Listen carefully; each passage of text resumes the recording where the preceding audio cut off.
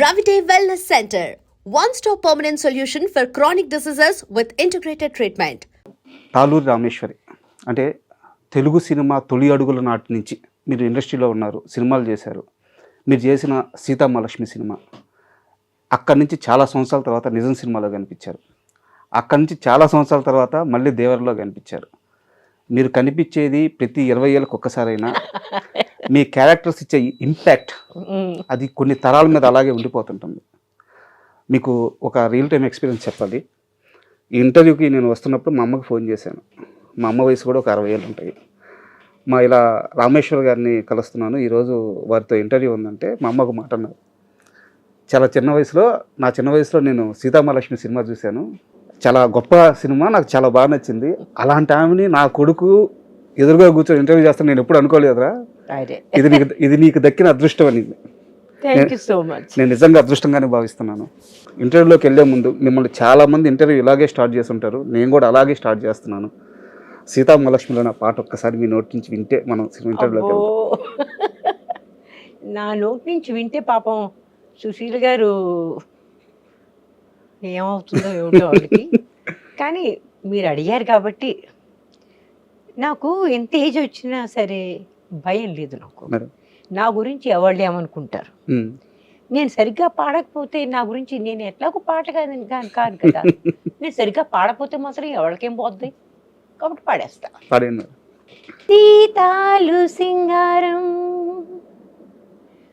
మాలచ్చి బంగారం సీతామలచి మంటే భగవంతుడవతారం. నేను వాడింది తప్పు కాబట్టి ఇంకా పెద్ద భగవంతుడు అవతారం కొండయ్య. బట్ ఆ పాట అలా ఆ లిరిక్స్ ఒక 2 లిరిక్స్ వినిపిస్తేనే ఆ జ్ఞాపకాల్లోకి వెళ్ళిపోతాము. Super madam.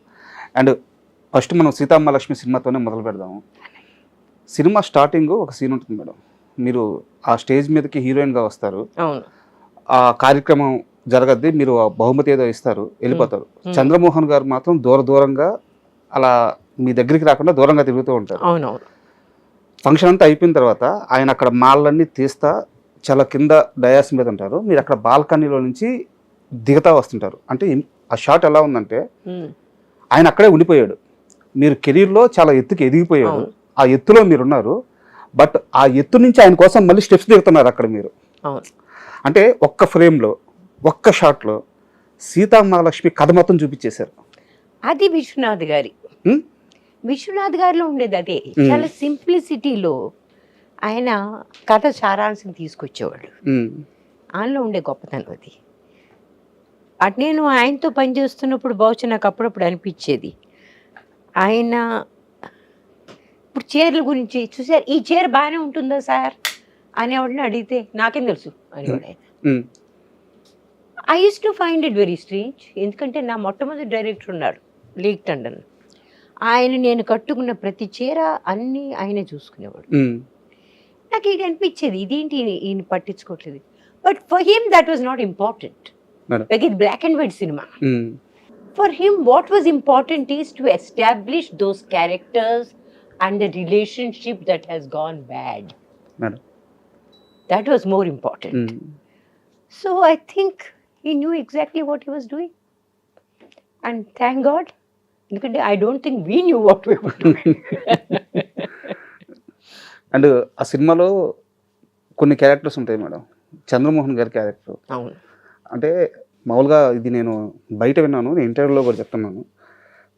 కమలాసన్ అని అంటారు, కానీ చంద్రమోహన్ గారి యాక్టింగ్ ముందు ఆయన కమలాసన్ స్టార్ అయ్యారు కాబట్టి అంత పెద్ద రీచ్ వచ్చింది. కానీ నేను ఈ మాట అనొచ్చు అనుకుంటే తెలియదు, ఇంత పెద్ద వాళ్ళ గురించి నేను మాట్లాడడం నాకేం బాగుండదు.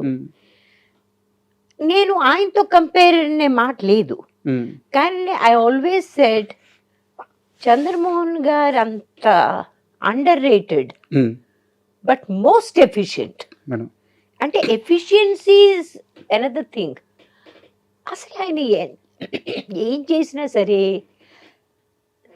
దానిలో కృత్రిమం అనేది ఎక్కడ చుట్టుపక్కల ఉండేది కాదు కదా.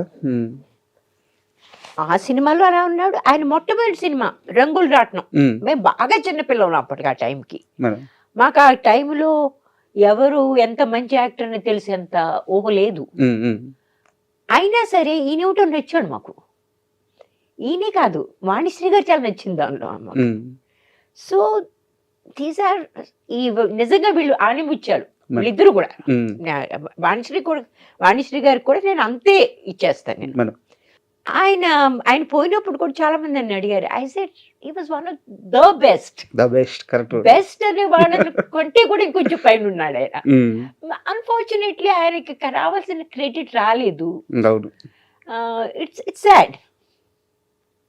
ఎందుకంటే మనకి అలవాటు ఉందండి, మనకి కొంచెం మనకంటే మన ఆంధ్ర వాళ్ళకి, మన తెలుగు, మన మొత్తం ఇండియాలో ఉంది ఈ ప్రాబ్లము.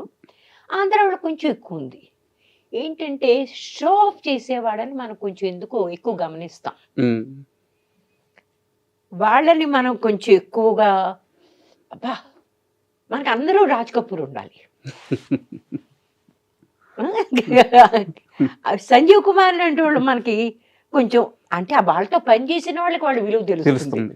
కానీ బయట వాళ్ళు రాజ్ కపూర్ అంత తొందరగా ఫిల్మ్ మేకర్ అట్లా అంటారు, కానీ సంజీవ్ కుమార్ అంత తొందరగా గుర్తు చేసుకోరు. This is our sad nature unfortunately. And ఆ సీతామహాలక్ష్మి సినిమా ఇంపాక్ట్ ఎలా ఉందంటే మేడం, అంటే మీకు ఈ విషయం ఎవరన్నా చెప్పారు లేదో నాకు తెలియదు. ఆ సినిమా వచ్చిన చాలా సంవత్సరాల తర్వాత తెలుగులో సితారా అని ఒక సినిమా వచ్చింది. సితారా తరువాత మేము కొంచెం చిన్నపిల్లలుగా ఉన్నప్పుడు చాలా సంవత్సరాల తర్వాత రాజా అని ఒక సినిమా వచ్చింది వెంకటేష్ గారిది. మధ్యలో ఇంకా కొన్ని సినిమాలు ఉన్నాయి. ఈ సినిమాలన్నిటికీ ఇన్స్పిరేషన్ సీతామహాలక్ష్మి. ఆ తర్వాత నాకు తేజ గారు చెప్పింది ఏంటంటే దాని పేరేంటి, రంగీలా సినిమా. అంతే, రంగీలా కూడా సీతామహాలక్ష్మిని అన్నాడు. మేము క్యాసెట్ పెట్టుకుని చూస్తూ దాని ప్రకారం సీన్లు రాసుకున్నాం అని చెప్పాడు. సో బట్ సీతామహాలక్ష్మి పాల్గొం పద్మరాజు గారు రాసింది ఆయన. దాని డైలాగులు జంధ్యాల గారు, ఇతరు కూడా they did a splendid job కదా, అద్భుతంగా చేశారు. పాల్గొం పద్మరాజు గారితో ఏంటో మేము కొద్ది గొప్ప ఆయన గురించి తెలుసు మాకు. So it was such a pleasure to meet them. వీళ్ళంతా స్టాల్వర్డ్స్ కదండి. చాలా జంధ్యాల గారంటే అప్పుడు ఆయన కూడా కెరియర్ మొదలవుతోంది, కానీ ఆ డైలాగులు ఎంత అద్భుతంగా రాశాడు ఆయన. ఆ డైలాగులో ఒక డైలాగ్ మాత్రం నాకు